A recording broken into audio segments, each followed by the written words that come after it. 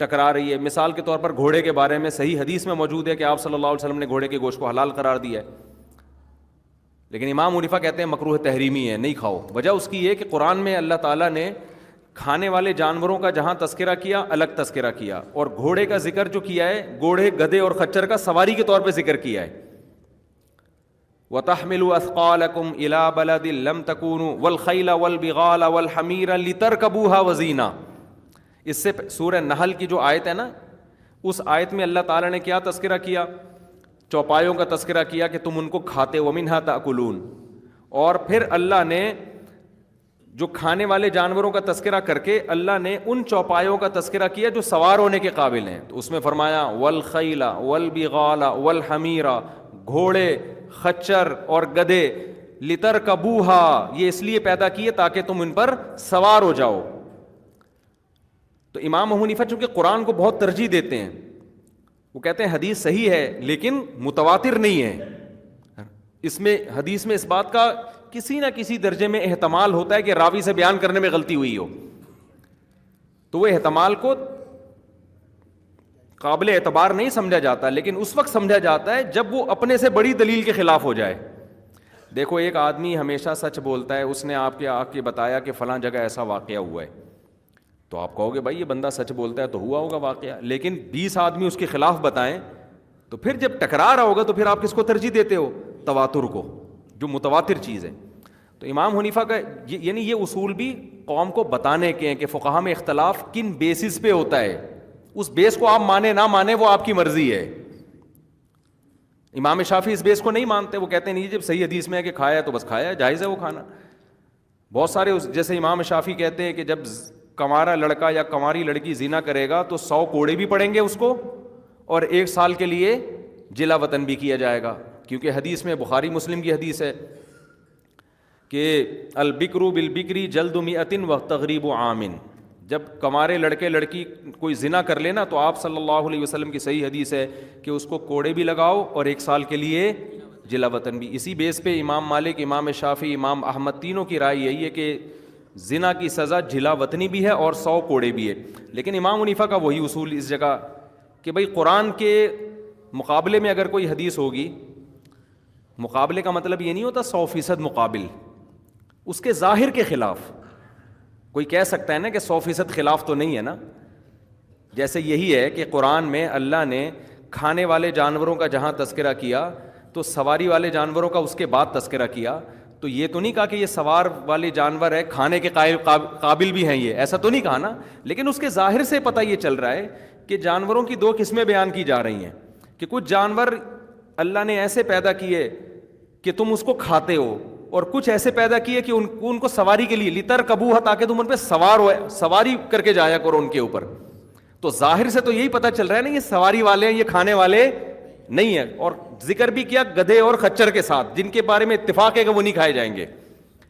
تو ظاہر تو یہی ہو رہا ہے نا کہ یہ گھوڑا کھانے کی چیز نہیں ہے. تو ظاہر کے بھی حدیث خلاف ہوگی نا. تو امام ابو حنیفہ کی رائے یہ ہے کہ چونکہ قرآن متواتر ہے, قطعی ہے, تو لہذا وہ حدیث میں تعویل کرتے ہیں یا اس کو منسوخ قرار دیتے ہیں, کیونکہ ابتدا میں گنجائشیں بہت زیادہ تھیں, آہستہ آہستہ پابندیاں لگی ہیں. تو اب مسئلہ یہ ہے, یہ اصول سے کوئی متفق ہو نہ ہو, لیکن اتنا تو پتہ ہونا چاہیے نا کہ فقہا کے کیا اصول ہوتے ہیں جن کی بیس پر وہ مسائل کا استنباط کرتے ہیں, مسائل کو اخذ کرتے ہیں. تھوڑی پیچیدہ بحث ہو رہی ہے, آپ بور ہو رہے ہیں مجھے لگ رہا ہے آپ کے چہروں سے, لیکن میں جلدی سے اس بحث کو سمیٹ کے اصل ٹاپک کی طرف آتا ہوں. چونکہ عوام کو یہ چیزیں نہیں پتہ ہوتی, لہذا قرآن و حدیث کے نام پہ بھی ہر آدمی منجن بیچ رہا ہے. منجن کا مطلب کیا ہے؟ فقہا سے بدگمان کر رہا ہے کہ یار اتنی ساری حدیث ہے اور وہ دیکھو قرآن کو نہیں مانتے, وہ دیکھو حدیث کو نہیں مانتے, وہ فلانے کو نہیں مانتے, وہ ڈمکانے کو نہیں مانتے. ہر ایک کے اپنے اپنے اصول ہیں. اب صحیح بخاری کی حدیث ہے کہ جو کنوارا لڑکا لڑکی زنا کرے تو اس کو کوڑے بھی مارو اور 1 سال کے لیے جلا وطن بھی کرو. لیکن امام حنیفہ کی رائے کیا ہے کہ صرف کوڑے مارے جائیں گے, جلا وطنی بولو نہیں. وجہ کیا ہے؟ وہ کہتے ہیں قرآن میں جو اللہ نے زانی کی سزا بیان کی ہے, الزانیۃ والزانی فاجلدوا کل واحد منہما 100 جلدہ, کہ زنا کرنے والا مرد ہو یا عورت ہو دونوں کو 100 کوڑے مارو. تو اللہ نے مکمل سزا 100 کوڑے بیان کی ہے, 1 سال جلا وطنی کا تذکرہ نہیں کیا.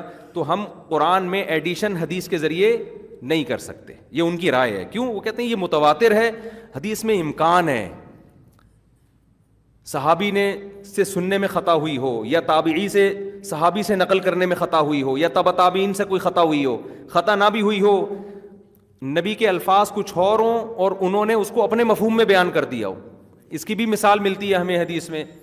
کئی بار یہ میں مسئلہ بیان کر چکا ہوں, لیکن میرے چونکہ کلپ ادھورے لوگ چلا کے نا بڑی غلط فہمیاں پھیلاتے ہیں, لہٰذا اب جب مجھے کوئی بات اب کرنی پڑتی ہے نا تو پھر دوبارہ سے پوری بات ریپیٹ کرنی پڑتی ہے, ورنہ ادھورے کلپ چل رہے ہوتے ہیں. اکثر تو لطیفے نکال کے چلا رہے ہوتے ہیں, خالی لطیفہ آ رہا ہوتا ہے, وہ پتہ ہی نہیں ہوتا اس لطیفہ کا مقصد کیا تھا. کوئی یہ لطیفوں کے لیے ہم بیٹھے ہیں یہاں مسجد میں, تو وہ شارٹ کلپ والوں نے بیڑا غرق کیا ہوا ہے. تو میں تو ایڈمن سے کہہ رہا ہوں یہ شارٹ کلپ والوں پر پابندی لگاؤ. ہم اسٹرائکیں دے نہیں رہے, لوگوں کے کھانے پینے کا دھندا بھی چل رہا ہے اس میں, ٹھیک ہے نا, اسٹرائکیں دے کے لوگوں کے چولہے بند کریں. تو ہم کہہ رہے ہیں چلو لطیفہ جا رہا ہے تو خوش ہو جاتے ہیں لوگ. تو جس نے کسی کے بارے میں سوچنا ہو نا, اس کے پورے بیان سن کے فیصلہ کیا کرو یہ کیا باتیں کر رہا ہے. خالی لطیفے سنو گے تو پھر لطیفے لگے گا کہ لطیفے ہی چل رہے ہیں مارکیٹ میں. تو اس کی مثال ہے کہ حدیث میں بعض دفعہ صحابی سے بیان کرنے میں روایت بالمعنی بھی ہوتی ہے. معنی کا مطلب الفاظ نہیں, صحابی نے اپنے الفاظ میں, پھر یا تابعین نے اپنے الفاظ میں بیان کر دیا, تو اس سے مفہوم کیا ہو گیا, چینج ہو گیا. اس کی مثال ایسے ہے جیسے فاطمہ بنت جمیلہ رضی اللہ تعالیٰ عنہ تھیں, ان کو 3 طلاقیں ہوئیں, تو نبی صلی اللہ علیہ وسلم نے ان کو حکم دیا کہ نہ تمہیں عدت کا خرچہ ملے گا عدت کے دوران, اور نہ تمہیں سکنا ملے گا. سکنا کا مطلب رہائش بھی شوہر کے گھر میں نہیں ہوگی. تو وہ اسی طرح اس حدیث کو بیان کیا کرتی تھیں. صحیح مسلم میں کہ نبی صلی اللہ علیہ وسلم نے فیصلہ کیا ہے کہ جو مطلقہ ثلاث ہے, جس عورت کو 3 طلاقیں ہو جائیں, وہ اپنے شوہر کے گھر میں عدت نہیں گزارے گی. وہ حدیث کو یوں بیان کرتی تھیں. حضرت عمر نے جب اپنے دور حکومت میں قانون بنایا تو قانون میں یہ کہ جو عورت جس کو بھی طلاق ہوگی نا, وہ عدت بھی شوہر کے گھر میں گزارے گی, اور عدت کے دوران خرچہ بھی کس کے ذمے ہے, شوہر کے ذمے. تو ایک صحابی نے یہ حدیث پیش کی کہ حضرت فاطمہ سے تو یہ حدیث منقول ہے کہ انہوں نے تو فرمایا کہ جو 3 طلاقوں والی ہے نہ اس کو خرچہ ملے گا, نہ اس کو نہ رہائش ملے گی, عدت بھی کہیں اور گزارے گی, خرچہ بھی شوہر کے ذمے. لا نفقۃ لہا ولا سکنا, یہ الفاظ ہیں. المطلقۃ ثلاثا لا نفقۃ لہا ولا سکنا, یہ حدیث مسلم میں بھی ہے, شاید بخاری میں بھی ہے. تو حضرت عمر رضی اللہ تعالیٰ عنہ نے ایسا نہیں ہے کہ جیسے حدیث آئی فوراً فیصلہ چینج کر لیا, نہ, انہوں نے فرمایا کہ لا ندع کتاب اللہ و سنت نبینا بقول امرأۃ لا ندری احفظت ام نسیت. ہم اللہ کی کتاب اور پیغمبر کے عمل کو ایک عورت کے کہنے پہ بولو نہیں چھوڑ سکتے. کیوں؟ اللہ کی کتاب نے کیا کہا ہے کہ وَلِلْمُطَلَّقَاتِ مَتَاعٌ بِالْمَعْرُوفِ فَطَلِّقُوهُنَّ لِعِدَّتِهِنَّ وَأَحْصُوا الْعِدَّةَ. جہاں بھی قرآن میں طلاق کا تذکرہ ہے تو لا تخرجوهن من بيوتهن ولا يخرجن, طلاق کے بعد قرآن کہتا ہے عورت کو گھر سے مت نکالو اور نہ وہ خود نکلے. تو قرآن طلاق کے بعد عورت کے سکنا یعنی سکونت کا بھی تذکرہ کرتا ہے کہ شوہر کے گھر میں رہے گی, اور خرچے کا بھی تذکرہ کرتا ہے کہ نفقہ کس پر ہے, مرد پر ہے. حالانکہ قرآن و حدیث میں یوں تطبیق دی جا سکتی تھی کہ قرآن جس طلاق یافتہ کا تذکرہ کر رہا ہے وہ 2 طلاقوں والی ہے یا 1 طلاق والی ہے, 3 والی نہیں ہے, اور حدیث جس کا تذکرہ کر رہی ہے وہ کتنی ہے, 3 طلاقوں والی. لیکن حضرت عمر نے ایسا نہیں کیا, کیونکہ قرآن نے یہ فرق نہیں کیا کہ 1 طلاق والی یا 2 طلاق والی یا 3. قرآن کہہ رہا ہے جو بھی طلاق یافتہ ہوگی اس کو نہ شوہر گھر سے نکالے گا نہ وہ خود گھر سے بولو نکلے گی. تو انہوں نے کہا ہم ایک عورت کے کہنے پر اس قانون کو چینج نہیں کر سکتے. اب سوال پیدا ہوتا ہے عورت خود تو نہیں کہہ رہی, وہ تو پیغمبر کی حدیث پیش کر رہی ہے نا. حضرت عمر نے کیا فرمایا, لا ندری احفظت ام نسیت, ہمیں نہیں پتا کہ یہ عورت نے وہ نبی کے الفاظ کو یاد رکھا بھی ہے یا بھول گئی ہیں. یہ نبی کا حکم پورا کیا تھا, اس میں مسٹیک بھی ہو سکتی ہے. اسی وجہ سے بقیہ اماموں کے نزدیک, امام شافعی, امام احمد بن حنبل کے نزدیک, جب ایک عورت کو 3 طلاقیں ہو جائیں تو پھر وہ عورت کا نان نفقہ یا عدت شوہر کے ذمے شوہر کے گھر میں نہیں ہے. امام شافعی شاید ایک چیز کو لیتے ہیں کہ نان نفقہ نہیں ہے, سکنا ہے, یا اس کے الٹ کرتے ہیں, اور امام احمد بن حنبل کہتے ہیں دونوں چیزیں نہیں ہیں اس حدیث کی بیس پہ. لیکن امام حنیفہ نہیں کرتے یہ. امام حنیفہ نے اس حدیث کو چھوڑ دیا کہ بھئی اس میں کوئی بھی تعویل کی جائے گی, وہ تعویل کیا ہے وہ تو بیٹھ کے سوچتے رہو. لیکن کہہ رہے ہیں قرآن کے جو الفاظ ہیں وہ کیا ہیں؟ طلاق یافتہ عورت عدت بھی شوہر کے گھر, چاہے ایک طلاق ہو چاہے 3 طلاقیں ہوں, اور اس دوران نان نفقہ بھی کس کے ذمے ہے؟ شوہر کے ذمے. 1 طلاق ہو 2 3 ہو, اس سے کوئی فرق نہیں پڑتا. سمجھتے ہو کہ نہیں سمجھتے؟ اب کوئی بھی آ کے آپ کو حدیث دکھا دے گا اس زمانے میں کہ دیکھو حنفی علماء فتویٰ دیتے ہیں کہ 3 طلاقوں کے بعد عورت شوہر کے گھر عدت گزارے گی, جبکہ حدیث کیا کہتی ہے؟ بخاری مسلم کی حدیث کہتی ہے 3 طلاقوں والی نہ اس کا نان نفقہ ملے گا نہ رہائش ملے گی. تو اب بتاؤ ابو حنیفہ کی اندھی تقلید کرتے ہو یا پیغمبر کی بات مانتے ہو؟ اور حدیث کا نمبر بھی یاد کر کے آیا ہوا ہے وہ. تو جس نے پراپر وے میں فقہ پڑھا ہوگا نا اس کو پتہ ہے کہ ہر ایک کے اپنے اصول ہوتے ہیں اور انہی اصولوں کے مطابق وہ فتویٰ دیتا ہے. ایسے لوگوں کا جواب پتہ ہے کیا ہوتا ہے؟ ان کو انہی کی زبان میں جواب دیا جائے. ان کو فوراً کہا جائے کہ اللہ تو قرآن میں کہتا ہے کہ طلاق کے بعد عورت کو گھر میں نہ نکالو. اب اللہ کے قول پر عمل کرتے ہو یا اپنے محلے کے مسجد کے مفتی کے قول پر عمل کرتے ہو؟ تو وہ جواب میں کیا کہے گا؟ میرے مفتی کے قول پر نہیں, اس نے حدیث کا حوالہ دیا ہے. تو آپ فوراً بول دو ابو حنیفہ کس کا حوالہ دے رہے ہیں؟ وہ بھی قرآن کا. ہماری مسجد کے امام بھی کس کا حوالہ دے رہے ہیں؟ قرآن کا حوالہ دے رہے ہیں. تو یہ ان لوگوں کا الزامی جواب ہوتا ہے. سمجھتے ہو کہ نہیں سمجھتے؟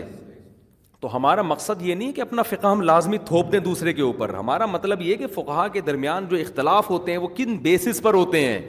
ہر ایک کا مقصد قرآن و سنت کو فالو کرنا ہے. تو امام ابو حنیفہ رحمہ اللہ تعالیٰ کا جو فقہ ہے نا, اس میں قرآن کو حدیث کی نسبت زیادہ ویلیو دی گئی ہے. سمجھتے ہو کہ نہیں سمجھتے ہو؟ ہاں, اگر حدیث متواتر ہے پھر وہ قرآن کے برابر ہے.